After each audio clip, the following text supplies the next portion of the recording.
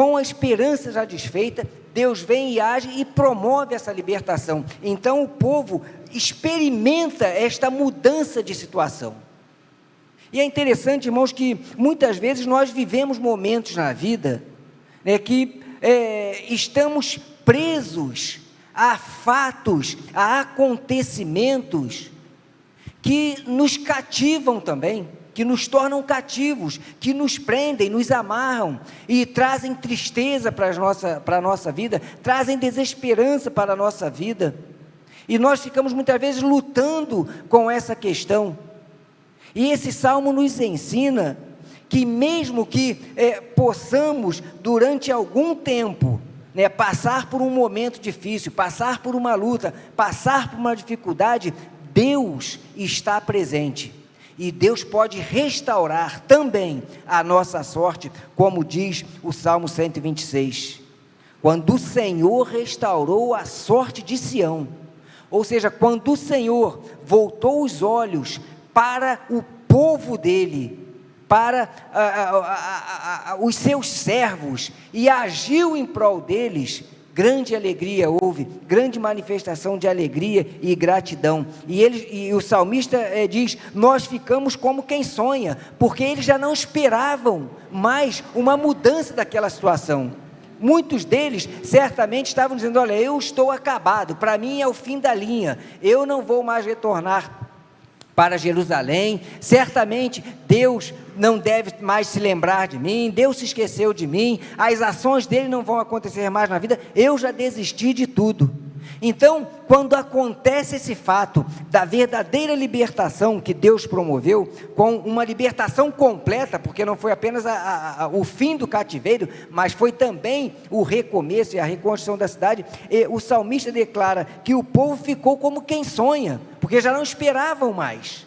E Deus vem, no momento dele age, no momento dele ele liberta, no momento dele ele restaura, e o povo então exalta de alegria perante a face do Senhor, prestando a ele um culto, apresentando a ele a gratidão, porque a sorte foi restaurada, com o retorno à cidade santa, com a retomada das suas vidas, né, com a adoração a Deus na cidade que os antepassados deles os ensinaram a cultuar, a reconstrução dos muros da cidade, né, que é uma passagem fantástica, com a reconstrução do templo, sob a liderança de Zorobabel. Tudo até então parecia acabado, mas Deus vem e Deus age de uma maneira maravilhosa, e há um recomeço que parecia muito pouco provável. E é interessante, irmãos, nós lembrarmos o seguinte, que antes de o povo ir para o cativeiro, Deus mandou inúmeros profetas avisá-los.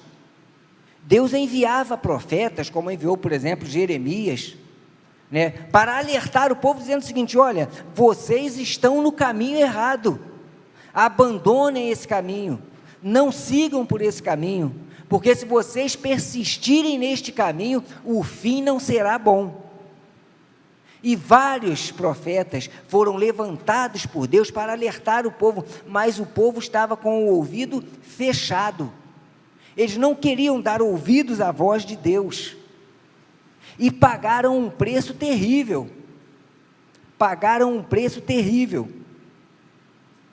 eles não deram ouvidos à voz de Deus, eles rebelaram-se contra a orientação de Deus, e experimentaram a calamidade do exílio, a dureza do exílio. E por vezes, irmãos, nós agimos assim. Por vezes Deus quer falar conosco, por vezes Deus fala conosco. Deus fala conosco de diversas formas. Deus pode falar ao coração do irmão ou da irmã diretamente, mas Deus pode falar ao coração do irmão ou da irmã por meio de uma mensagem, por meio de um louvor, por meio da palavra de uma pessoa. E é preciso que você esteja atento, como diz aqui no versículo 5, né? Os que com lágrimas semeiam, com júbilo ceifarão. Ou seja, aqueles que com humildade se colocam diante de Deus, vão de Deus mesmo receber a bênção, mas é preciso que estejamos atentos à voz do Senhor, a orientação de Deus falando aos nossos corações. Então, nós devemos aprender com esse texto, que ainda que a ação de Deus pareça demorada sobre nossas vidas, ela certamente acontecerá. O povo reconheceu, depois de algum tempo, depois de um bom tempo, a ação de Deus nas suas vidas, sobre as suas vidas, e se alegrou e agradeceu, e pediu a Deus: Senhor, restaura-nos, promova a restauração que é preciso para que nós estejamos em plena comunhão contigo. E a ação restauradora de Deus foi completa com a libertação e o retorno e a reconstrução da cidade. O povo de Deus e os demais povos duvidavam que isso pudesse acontecer, mas Deus, no tempo próprio, agiu. Deus, no tempo dele, no tempo separado por ele, Deus foi, Deus agiu, Deus moveu as coisas e derramou a bênção sobre aquele povo, e foi uma bênção tal, que os povos em redor ficaram também estarrecidos, né? E a ponto de eles falarem: grandes coisas o Senhor tem feito por eles. E o povo reconhece, o salmista reconhece e diz: realmente é verdade, o Senhor fez grandes coisas por nós.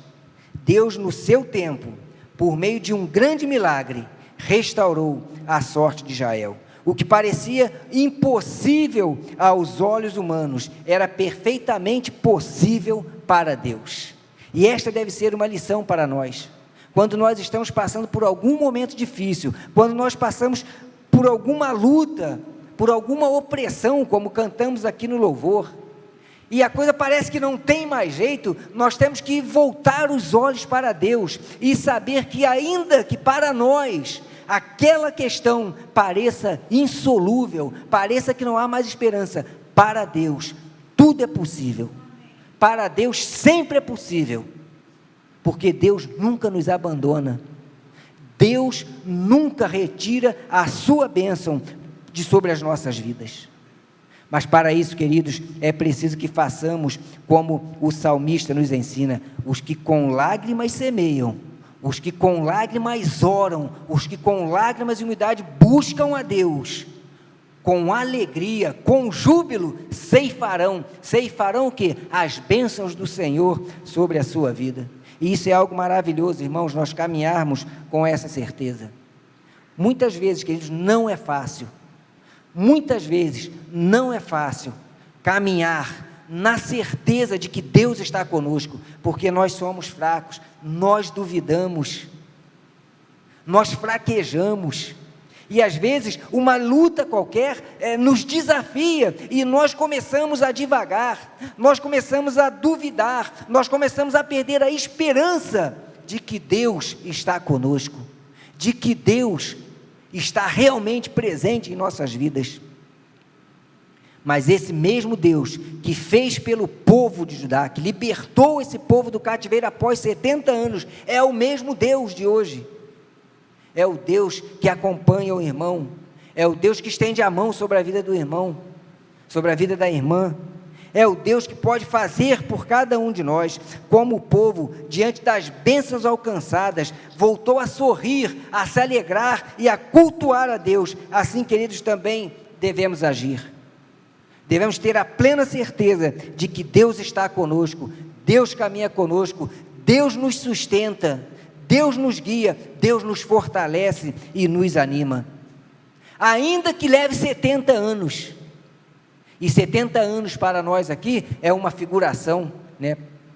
No nosso caso, pode ser 1 ano, pode ser 2 anos, pode ser 10 anos, mas Deus nunca nos abandona, Deus nunca esquece de nós, e nós também, confiados em Deus, como o povo fez, poderemos também cultuar ao Senhor e dizer com efeito: grandes coisas o Senhor fez na minha vida, o Senhor fez por mim. O povo chorava e orava diante de Deus, e colheu as bênçãos do Senhor. Durante esses 70 anos de sofrimento, de luta, não abandonaram a esperança da ação de Deus nas suas vidas, e Deus também nunca os abandonou. Demorou, mas aconteceu. E há uma pergunta, irmãos, que devemos nos fazer: como é que nós nos comportamos no silêncio de Deus? Foram 70 anos até a resposta de Deus vir. E quando Deus demora a nos responder, quando Deus está em silêncio, como é que nós nos comportamos? Nós desistimos, nós abrimos mão da fé em Deus, nós falamos: Deus não está se importando, Ele não vai adiantar nada, eu não vou mais orar porque não vai ser resolvido. Ou nós persistimos e com lágrimas nos achegamos ao Senhor, pedindo a Ele que nos abençoe, porque nós cremos na sua ação nas nossas vidas. Como o irmão, como a irmã tem se comportado no silêncio de Deus? Esse é um convite para nós meditarmos. Como eu ajo no silêncio de Deus? Eu permaneço firme, com fé inabalável que Deus vai trazer a resposta para a minha vida? Ou eu desisto? Os que com lágrimas semeiam, com júbilo ceifarão. Querido, persista na oração, persista na comunhão com Deus, porque a resposta de Deus virá. Nós não podemos desistir, pois a resposta de Deus, ela virá, ainda que nos pareça demorada, porque ela virá no tempo de Deus, e vem mesmo, irmãos, vem mesmo. As experiências com Deus, né, nas respostas a orações nossas, elas são maravilhosas, irmãos, porque elas de fato acontecem, e é uma grande bênção. E aí, o nosso coração e a nossa boca se enchem de riso e de louvor a Deus, por saber que Ele cumpre a sua promessa para conosco, porque Deus não falha. Agora, muitas vezes, a verdade é que a resposta de Deus para nós, ela não vem da forma exatamente como nós gostaríamos, ou queríamos, ou achássemos que deveria ser, não é mesmo? Às vezes oramos pedindo uma coisa a Deus e queremos muito aquilo, e não vem da forma como nós queríamos. Mas quando isso acontece, queridos, sabe de uma coisa? Nós não alcançamos aquilo que queríamos exatamente como gostaríamos, mas vem da parte de Deus o conforto, vem da parte de Deus o consolo, vem da parte de Deus o refrigério para as nossas vidas, para a nossa alma. E aí, mesmo não alcançando aquilo que queríamos, exatamente como queríamos, ainda assim, nós podemos louvar a Deus, ainda assim, nós podemos ter o coração alegre, pela certeza de que Deus está no controle. Desculpa, irmãos, obrigado, querida, tá bom, irmão? Deus está no controle, e Ele sempre nos abençoa. Lá no Salmo 42, versículo 5, nos diz o seguinte: por que estás abatida, ó minha alma? Por que te perturbas dentro de mim? Espera em Deus, pois ainda o louvarei, a Ele, auxílio meu e Deus meu. Muitas vezes, irmãos, somos tomados pela fraqueza, somos tomados pela dureza das experiências da vida, e às vezes nos sentimos abatidos, mas é a palavra de Deus para a vida do irmão, é a palavra de Deus para a vida da irmã. Por que estás abatida, ó minha alma? Por que te perturbas dentro de mim? Espera em Deus, pois ainda o louvarei. Quando nós esperamos em Deus, nós temos uma certeza: nós vamos louvá-lo, porque Ele vai agir em nosso favor. Então eu quero falar para você, querido, falar para você, querida irmã, falar para você que está em casa, há algo que tem trazido sofrimento ao seu coração, tem roubado a sua paz, né, tem o deixado intranquilo. É a palavra de Deus para você: espere em Deus, pois ainda o louvarei. Então, declare a Deus que a sua esperança está assentada sobre Ele, sobre a sua palavra, porque ela vai se cumprir, querido, na sua vida. Ainda que pareça demorado, mas Deus vai agir. Lembram de Abacuque, né, o texto lá de Abacuque, muito conhecido, Abacuque 3, né, quando o profeta do Senhor, né, diante de uma situação totalmente calamitosa, ele ora ao Senhor dizendo o seguinte: ainda que a figueira não floresça, ainda que não haja fruto na videira, ainda que o produto da oliveira falte, e os campos não produzam nada, ainda que as ovelhas sejam arrebatadas e perdidas, e nos currais não haja mais gado, todavia eu me alegrarei no Senhor, e exultarei no Deus da minha salvação.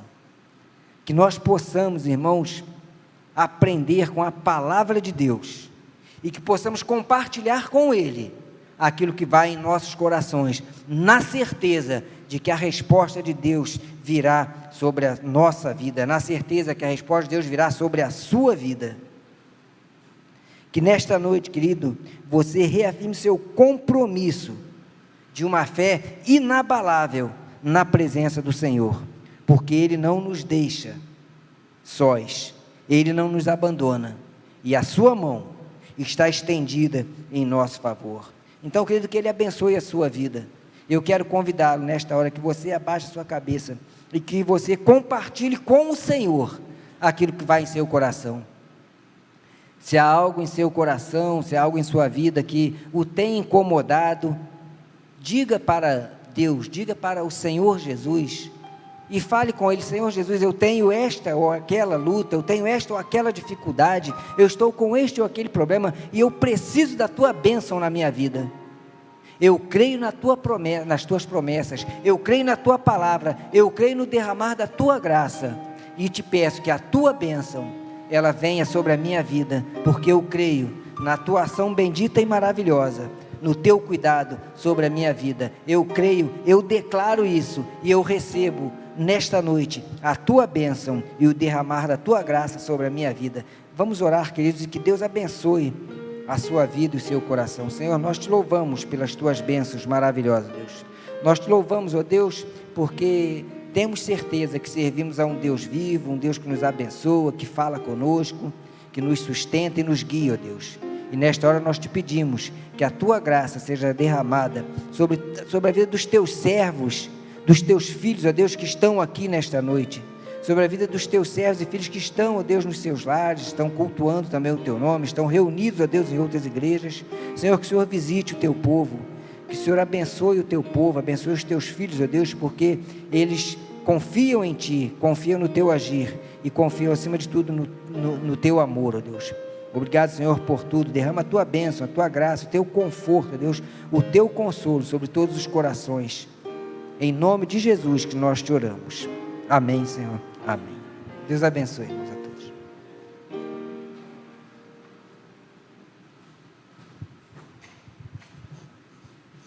Meus irmãos, vamos ficar de pé nesse momento? É um momento que está antecedendo nosso culto de oração, que é aquele momento que nós vamos nos reunir em duplas, em trios, para a gente continuar conversando com Deus, como nós estamos fazendo desde o início do culto, como nós acabamos de ouvir a palavra de Deus nesse momento. Então agora nós vamos cantar uma música chamada Ao Orarmos, Senhor, e vamos colocar o nosso espírito, dizendo que ao orarmos, Senhor, vem encher-nos com o Seu amor, e Ele está sempre conosco e vai nos encher com o Seu amor. Vamos cantar e logo em seguida nós vamos nos reunir em grupos de 2 ou 3 para as nossas orações.